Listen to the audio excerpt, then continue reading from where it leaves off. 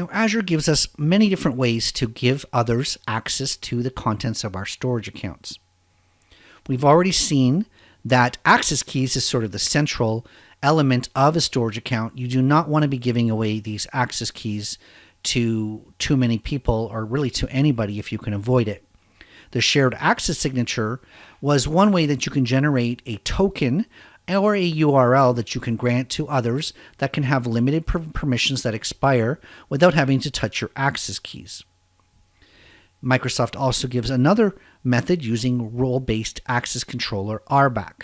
If we go under the storage account, under the access control tab, then we can see a familiar access control interface. This access control is on almost every resource within Azure. So we can go into here, we can click on Role Assignments, and we can see a list of applications and other services that have been given access to this account, and even other individuals that have been granted as guest access.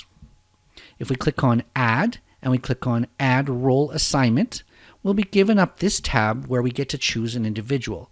So I'm going to choose this John Doe account, which doesn't currently have access to the storage account through RBAC at all.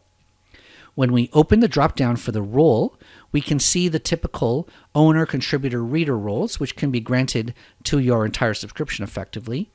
But if we scroll down a little bit, we can see a lot of storage-based access roles. So we've got the storage account contributor, the storage account key operator, blob-related roles, file-related roles, and queue-related roles.